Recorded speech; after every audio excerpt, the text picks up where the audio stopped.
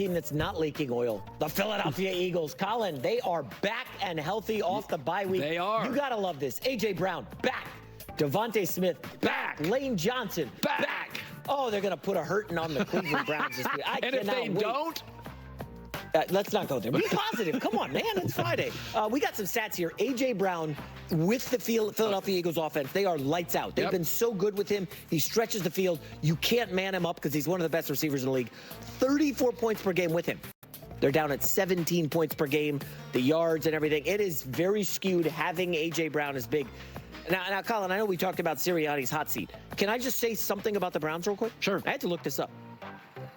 Their offense doesn't have a 300-yard game this season. They don't have a running back who's top 70 yards. Deshaun Watson hasn't topped 200 yards. How on earth are the Browns going to keep up with the Eagles in Philadelphia? Well, they shouldn't. There is this disconnect between Hurts and Sirianni. You know what I do? The biggest line of the week, I throw it off the board. I don't bet those games. You got to rethink that. But I do think Philadelphia is the better team. And I think now they're healthy. There are certain cogs to this machine. A.J. Brown, Lane Johnson are two of them.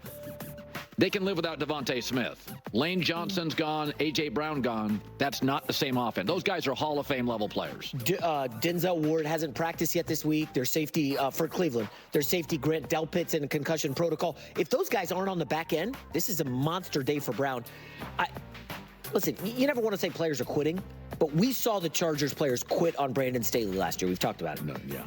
I don't think they're quitting on Stefanski, but is it possible they're quitting on Deshaun Watson? Well, and here's the thing, is Stefanski is what they call taking one for the team. So Stefanski would bench him right now. But because the owner signed that outrageous contract and the owner's got some vanity here at play, Stefanski is taking one for the team.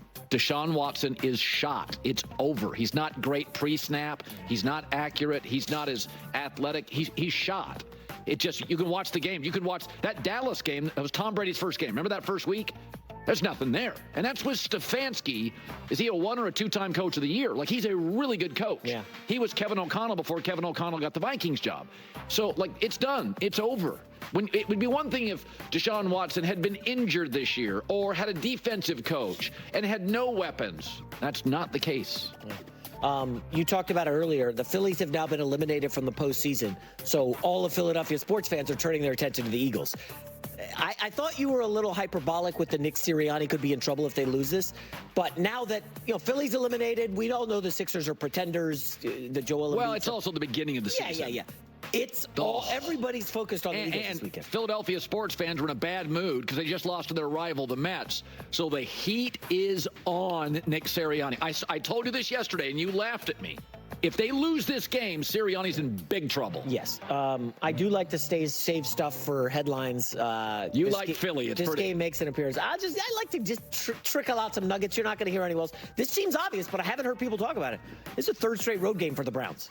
3 weeks in a row on the road. And you got Deshaun Watson. That's a good nugget. Barking at guys on the sideline, barking at guys in the huddle. And it's like, dude, you stink. I thought Nick Chubb could revive this team, a shot in the arm, a leader coming back. I don't know, dude. It feels over. Let's move to the Bengals. All right. I thought Nick Chubb wasn't playing, so I'm a little confused. But anyway, so it sounds to me that J-Mac is saying that the Eagles are going to dominate this game, and that's why he was saying, don't stay away from this big line, 9.5. And he's saying still pick the Eagles, which is why all that pressure is on the Eagles to be able to perform at that level. People are watching the Eagles no matter what's going on with the Sixers or the Phillies. It's like, were less people watching the Chiefs because of the Kansas City Royals in the playoffs? Like, no. Football is king, and it's not even close. It's not even close. So, I don't know if there's extra pressure on Philly necessarily. Maybe to a degree some of the media attention gets split up slightly in terms of local coverage. I don't really know. I don't follow local coverage for the various teams. I really honestly don't care personally for any of the local coverage for, Kansas City, 49ers, Eagles, whatever. Like, it just doesn't really matter to me. But I guess I can see that argument, right? That those local The more local will now be more centered on football because of playoffs and stuff for other leagues.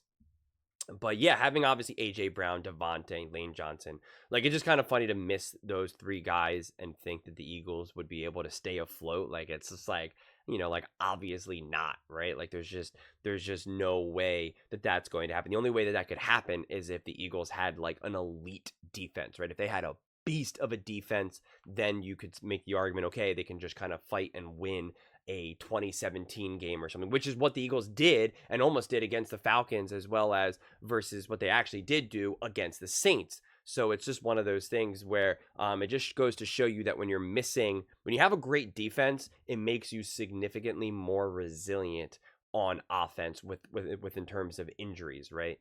But it's hard to overcome if your defense is also not playing great as well, especially because what really hurts you is that you're gonna give the ball back a lot more regularly and have a lot more 3-and-outs and whatnot, and therefore the defense is going to be on the field a lot, right? So you're just putting a lot of weight on that defense, and so it really becomes kind of a house of cards that are just very easy to collapse. So yeah, I'm really, really curious to see how this game unfolds. It should be a dominant win, but with the Philadelphia Eagles. But of course, you just never quite know with any team, let alone the Philadelphia Eagles this season. I do 1000% agree, which I've already said this. Like Nick Sirianni, if they lose this game or if they win and it's like 23-20 and it's a last-minute field goal, Sirianni should be fired. I mean, seriously, it's just move on, rip the Band-Aid off, go.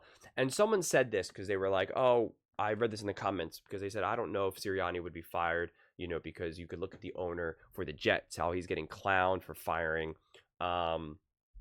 Robert Saleh. And I came back and said, very briefly, I mean, it's really completely different because, one, the Jets are just a poorly run organization, right? I mean, they haven't done anything in like 2 decades. That's not the Eagles. The Eagles have been to multiple NFC championship games, won a Super Bowl, been to another Super Bowl.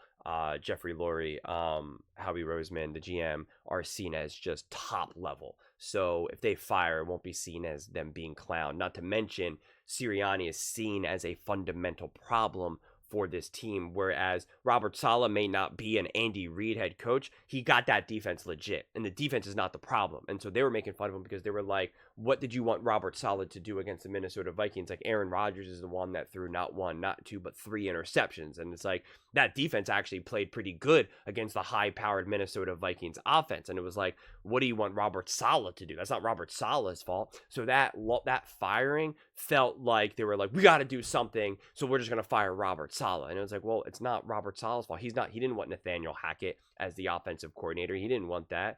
And it's not his fault that he had Zach Wilson for years and all of that. So you can't blame him. So that's why the firing was kind of like, again, even if you don't think Robert Saleh is a great coach, you can't say that he was a fundamental root cause of all of their issues. Whereas Sirianni, you look at this team and you're like, hey, this team is stacked, especially offensively and all of this. And Sirianni is just kind of a mess with that. The team is ill prepared, right? They're not prepared. They're not playing hard. Whereas, again, the Jets were actually playing hard. They lost, but they were like at least prepared, right? It's just different. So that's why I think that Sirianni would be more likely to be fired and not have it be this, oh my God, what a joke about this, right? Like, it's one thing maybe if this offense for the Eagles continued to be great and they kept putting up legit points, 28, plus points game after game, but the defense has been awful, then I would say that people would be like, why are you firing Sirianni? He has this offense humming. It's the defense fault, right? And it's the defense.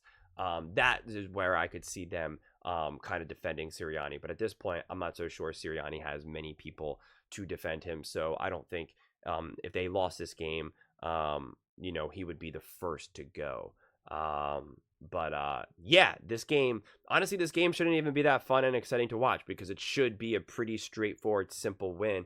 And considering who the Eagles are with experienced veterans and experienced play caller and just an experienced offense, like, if they win big, it shouldn't even be that exciting. It should be like, well, yeah, you expect that. You should do this, right? If they put up 3 touchdowns in the first quarter, it's like, well, yeah, you better do that, man. The Commanders did it. The Cowboys did it. Like, every team's scoring, on the Browns. So you better put up points, right? You better. And if they sack Deshaun Watson 5 times, it can't be like, that's right, you see that. It's like, well, you better do that. Again, you better do that. Like, so it's just, you shouldn't have a parade for doing what you're supposed to do. So this game in a lot of ways should be pretty straightforward, but like I said, you never know with football. So it's going to be still a game that you want to watch. Obviously, I'm not saying you skip this game, but it's one of those games that the Eagles need, obviously, right now, and it's a perfect time for them